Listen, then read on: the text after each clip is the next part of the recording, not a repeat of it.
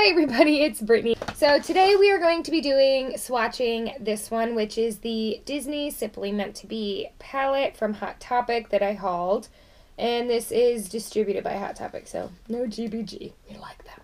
And then I also bought the lip kit, which I am pretty sure is, yes, also released by Disney. So I'm going to start off with these because I'm going to put them on. I'm going to swatch them all on my lips for you, but then I'm going to leave the last one on while I do the rest of it, just to see kind of how it wears. So the first color I'm starting out with is Oogie Boogie Mauve, which to me, it's not a mauve. It's more of a nude, so surprise me. No, we're still nude. It smells good, though. They smell like cupcakes. Like vanilla cupcakes, which is usual. Alright, so right off the bat, this is a gloss. I can tell you that right now. And if the other two are glosses, well, we might have issues. Dang it. It's not very opaque, and it's very hard to spread because this applicator is very firm. It's more like a grayish, to be honest. Not mauve. Each to their own. So this one is Skellington Black. Looks like this.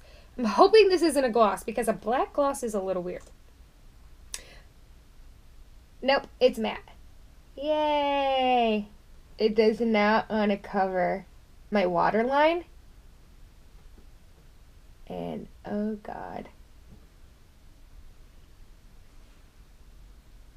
Alright, I'm going to start off by saying this. Black is one of those colors that you have to take your time with. And look. Can you see?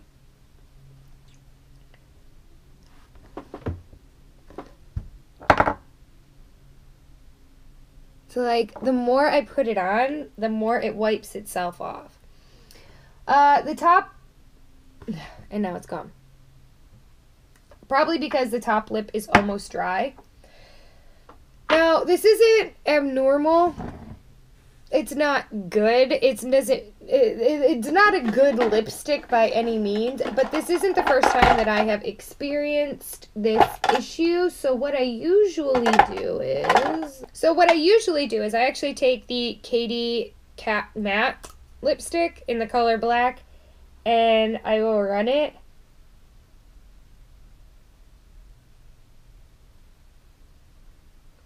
along both sides. This black is a little more difficult than what I am used to as far as black lipstick goes. I have better ones that actually apply better. But even if they were to apply evenly and perfectly on my lips, I still go in with that Katy Matte color because it is a cream lipstick and it's able to move. Like I can rub my lips together. This is, like I said, this is mostly Katy going on my lips right now. But because I can rub my lips together, and it's breaking apart. It's really making me mad. And it's on my teeth.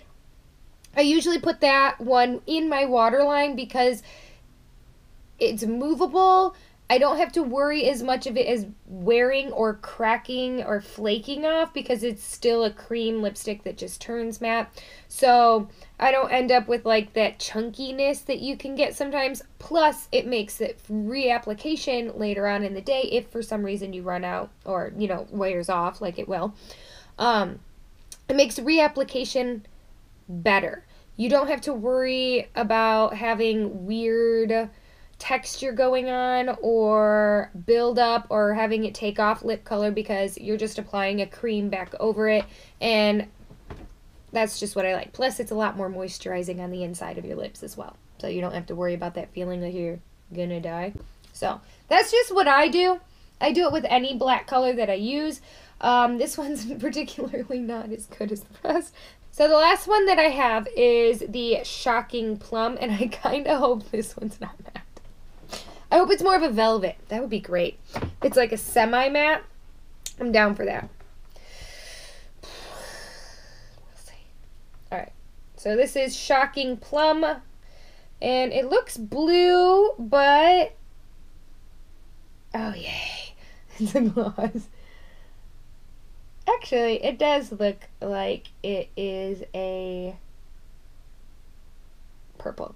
I'm going to say this right now. To get this opaque of a color, this is like effort. And it's very patchy. Can you see? Like, you could see that there is definitely patchiness. I don't know if if they don't want you. Actually, I'm going to take it out.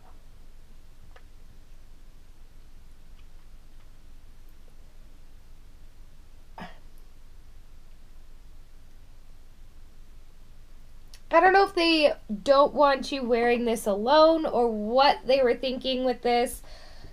I mean, it might look really pretty over that navy blue lipstick that I have, so I will try that in the future, but as of right now, I'm not really into this color. In person, it looks like an episode of CSI, almost like, you know when they put the fingerprints down and then you have to use the powder to find the fingerprint? That's my lip. My lip literally looks like it's got powder on it to find its fingerprint. It's grainy. It's weird. You can see every detail of my lip. Like, I can even see the scar. It's weird. Anyways, looks like I'm keeping it on. Anyways, we're moving on. So, the next thing I have is this, which it has a cute, there's this saying from the movie. It says, "My dearest friend, if you don't mind, I'd like to join you by your side, where we can gaze into the stars and sit together now and forever. For it's plain as anyone can see, we're simply meant to be." It is cute. It's got a little coffin.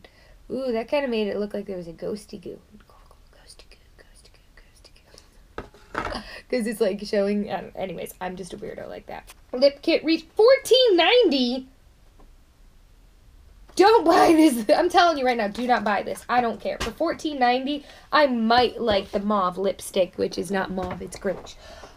But not anything else. And it's definitely not worth $14. Don't buy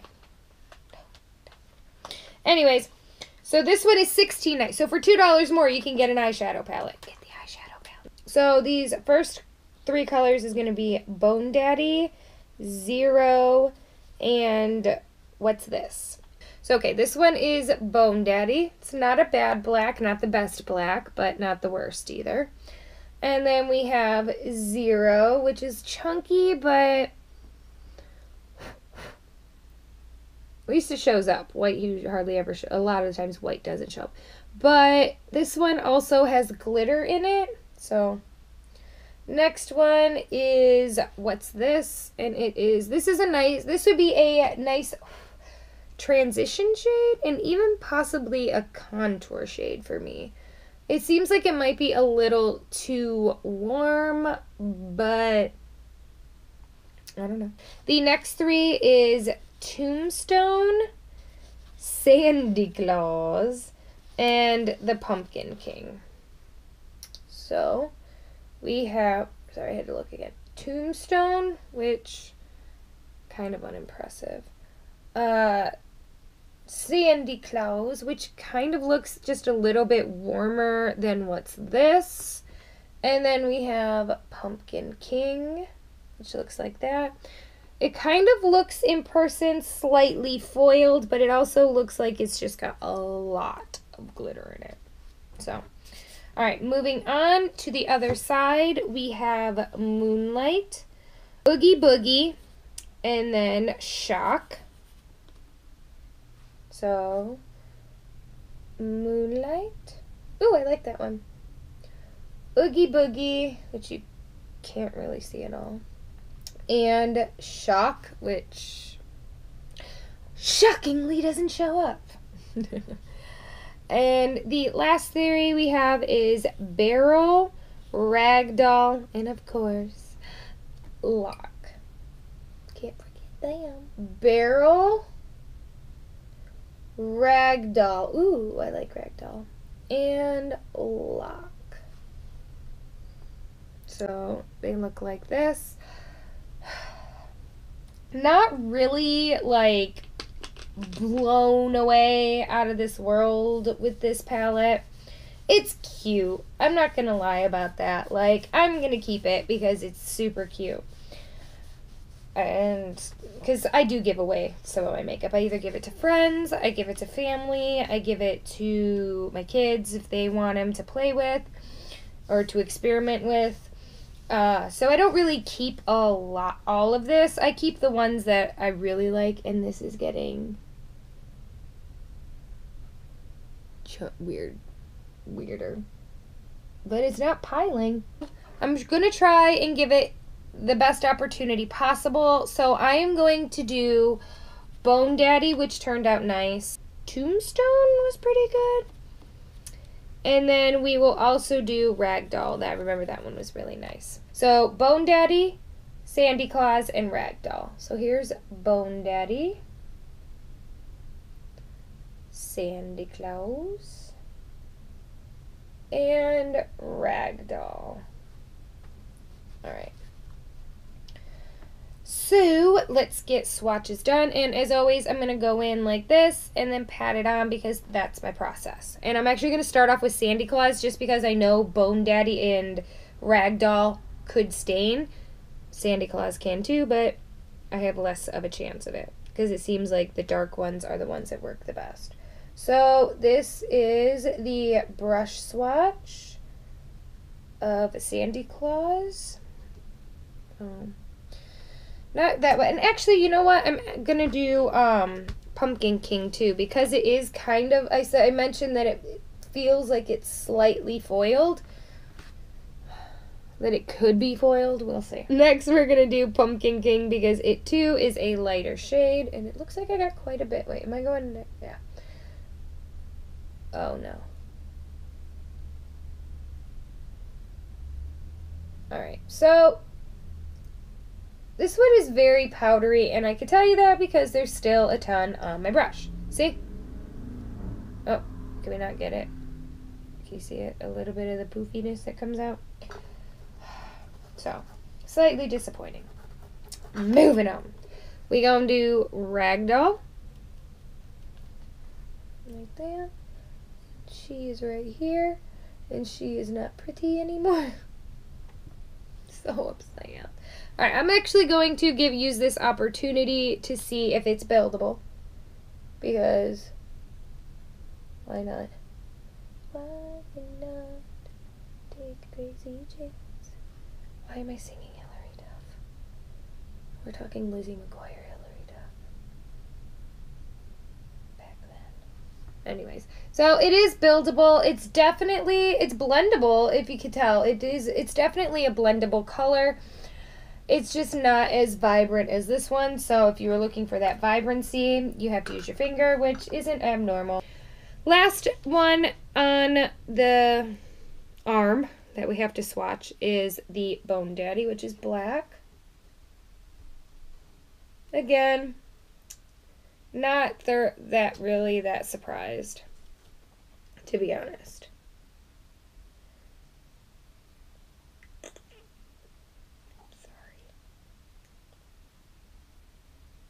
They are blendable, so it's not that. They're meh. They're just meh as far as shadows or as a palette goes. Now, the one thing that changes it from that, why did I do this to myself too? I'm so happy with this decision, is the fact that it is cute packaging. So the packaging is super cute, and the way, it's shaped like a coffin. We got our little zero over here. So we have the little children there, or little trick-or-treaters, hanging out. Shock, lock, and barrel. Hanging out. And the front of it looks extremely cute. We've got Sally and Jack, on the uncurler thing. Uncurly thing. So the packaging is super cute. If you're a huge fan of The Nightmare Before Christmas, then this would be something and you're a makeup collector, this is why it's added in my collection. As far as adding this to my collection, yes, this is definitely going to be added to my collection, my ever-growing collection. But as far as it being worth the money, it comes with 12 colors. The colors aren't really that good. I mean, I am like digging my finger in there. You can see that it's even left, like it's chunky, and it's nothing. The pigmentation is crap, and this one's patchy. There's very few. I actually had to figure out which were good to swatch and do brush swatches, because the other ones would have been useless to brush swatch. And so I don't really think that this is a good palette to have if you are wanting it to use it. That's what I'm saying. If you want to use it, don't buy it, because it's not usable. I mean, don't get me wrong. It's usable. It's just, it's not usable. Only a few colors actually work out of it. And that's frustrating to me, because this is a $17 palette. Yeah, this is $16.90, $10, 10 cents less. This palette is definitely not worth the $17 if you're actually wanting to use this. But if you're wanting to hoard this or collect this is definitely a staple, especially in a movie lover like me. That's what I feel about that, and you already know my opinion on these. Don't buy them. They're not worth it. I mean, they're cute little heads that I'll probably throw this one in my purse, but these two, this one just too patchy, too streaky. I didn't like it. It wasn't opaque. It took me a while to actually get the color to stay on my lips. And then as far as this one goes, it's weird. Oh, wait, I think we got good lighting. It like shows every crease and crevice. Like you're looking at it and it's darker, but where I'm looking at it, like a lot of my lip shows through. There, can you get it now? See? You can see everything. Oh, this made it worse. That's why I was doing that. Because it makes it so it actually is even, kind of. Trying to fix it and I'm ruining it. I'm just going to take it off. And I'm going to say this right now. I didn't like that one. These are a no. The palette is a no if you're wanting it to actually have some use out of it. But if you're wanting to collect it, yes, because it's Nightmare Before Christmas. It's Tim Burton. Do it. Just do it. No, I'm not gonna tell you to do it if it's just to collect. I hope you guys enjoyed this video, and I hope you come back for more. And I love you all, you beautiful unicorns. Mwah.